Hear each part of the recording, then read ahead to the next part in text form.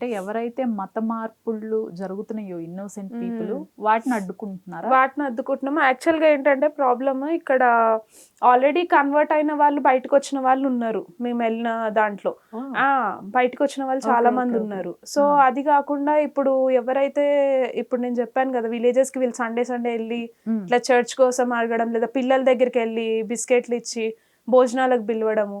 ఆ టైంలో ఇప్పుడు ఏమైతుందంటే ఈ మీటింగ్స్ పెట్టడం వల్ల వాళ్ళకు ఒక అవేర్నెస్ వస్తుంది. ఓకే, వీళ్ళు చేసే మత మార్పిడిలో మనము అసలు వెళ్ళొద్దు, అట్లాంటి వాటికి మనం ఎంకరేజ్ చేయొద్దు, మన పిల్లలకి కూడా పంపించొద్దు. ఇప్పుడు ప్రవీణ్ గారు ఏం చేస్తున్నారు, జై శ్రీరామ్ జెండాలు తీసుకొస్తున్నారు. శ్రీరాముడు అంటే ప్రతి ఇంట్లో కూడా మనందరికి ఇష్టమైన దేవుడు. అండ్ ఏం చేస్తున్నారంటే శ్రీరాముడు ర్యాలీ కూడా చేశారు. సో శ్రీరాముడి జెండా పెట్టుకొని ఇన్ కేస్ వాడు పాస్టర్ ఇంటి దగ్గరికి వచ్చినా కూడా మేము రాముడు భక్తులము, మేము మత మార్పిడికి మేము సపోర్ట్ చెయ్యము అని డైరెక్ట్ ముఖం మీద చెప్తే వాడు మళ్ళీ రాడు కదా. అండ్ ఇంకొకటి ఏంటంటే ఊర్లలో కూడా నేను జనాలకు అదే చెప్తా, ఇప్పుడు ఇంతమంది ఉన్నారు, వాడు ఒక్కడు అంతే కదా, వాడు ఒక్కడు తలుచుకుంటే మీరు అందరు కలిసి వాడిని తరిమి కొట్టలేరా? డెఫినెట్గా వాడు చేసేది తప్పు అనిపిస్తే ఊరందరూ ఒకటి కండి, యూనిటీ అయితేనే కదా అట్లాంటి వాళ్ళు ఊరి దగ్గర రావాలన్నా భయపడతారు.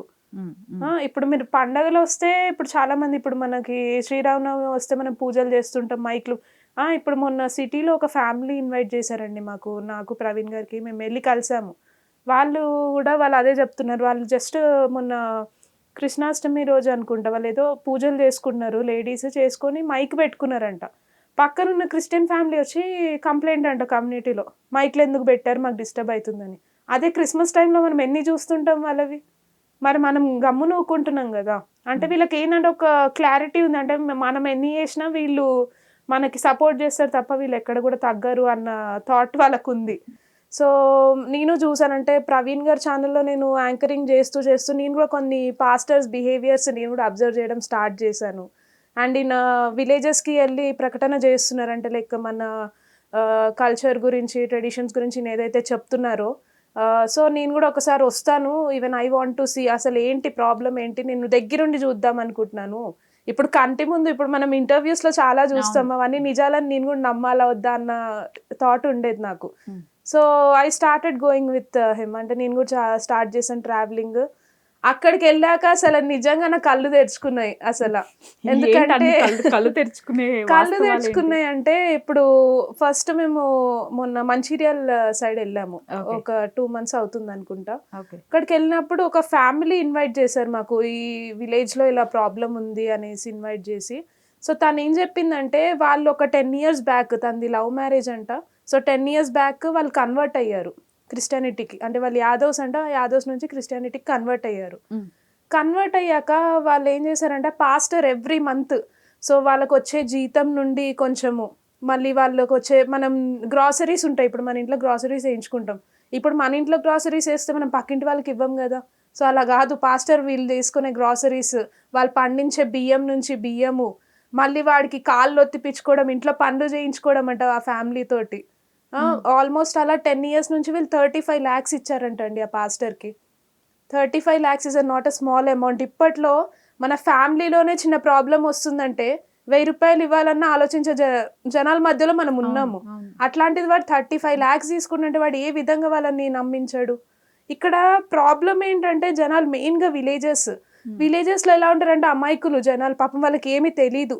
ఇప్పుడు పండగ వస్తే పిల్లలు ఊరి నుంచి వస్తారు, వాళ్ళని చూసుకోవాలి, లేదా డైలీ పొలం పనికి వెళ్ళిపోవాలన్న థాట్తో ఉంటారు తప్ప.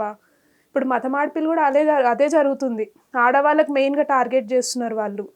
వస్తారు ఎన్ని విలేజెస్, మొన్న అయితే నాకు అసలు రక్తం రగిలిపోయిందండి. ఒక ముసలైన పాపం ఆయన ఆల్మోస్ట్ ఎలా అంటే ఇంకొక 2-3 years మ్యాక్సిమం బతుకుతారు, అంత ఓల్డ్ ముసలాయన అనమాట ఒక విలేజ్లో.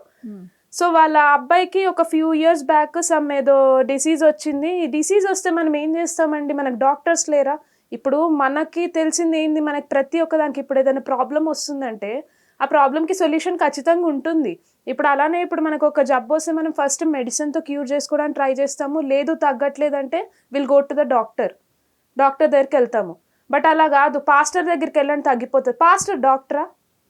కాదు కదా. పాస్టర్ దగ్గర తీసుకుపోయారంట, చర్చ్లో చనిపోయాడంట అబ్బాయి, చర్చ్లో చనిపోయాడంట. ఇంకా ఆ తండ్రి తట్టుకోలేకపోయాడు, వాళ్ళ మదర్ ఎవరైతే ఉన్నారో షీ కన్వర్టెడ్, తను కన్వర్ట్ అయిపోయింది క్రిస్టియన్లోకి. తను పట్టించుకోలేదంట, కొడుకు చనిపోయినా కూడా తన డైలమాలో ఉండిపోయిందంట.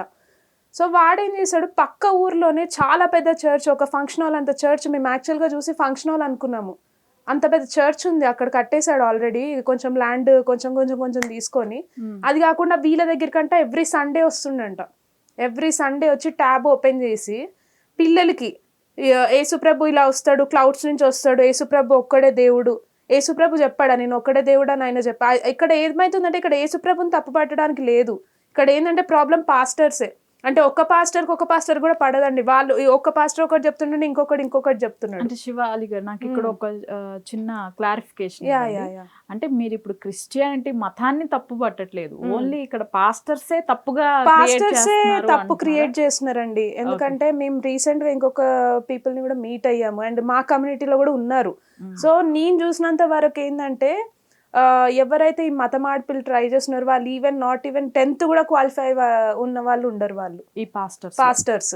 నేను చూసినంత వరకు ఈవెన్ మేము ట్రావెల్ చేసే విలేజెస్ లో కూడా ఆ విలేజర్స్ అదే చెప్తున్నారు. ఇప్పుడు మొన్న ట్యాబ్ అని చెప్తున్నానా, ఆ ట్యాబ్ ఓపెన్ చేసి పిల్లలకి ఎవ్రీ సండే స్నాక్స్ తీసుకొచ్చి ఇచ్చి, అక్కడ రామాలయం ఉంది, ఆ రామాలయం ప్లేస్ లో నాకు కొంచెము చర్చ్ కట్టడానికి ప్లేస్ ఇస్తారా అని అడుగుతున్నాడు అంట ఆ పాస్టర్. ఎందుకు ఇస్తారు, వాడికి ప్లేస్ ఇస్తే రామాలయం ఉంటుందా, ఉండదు.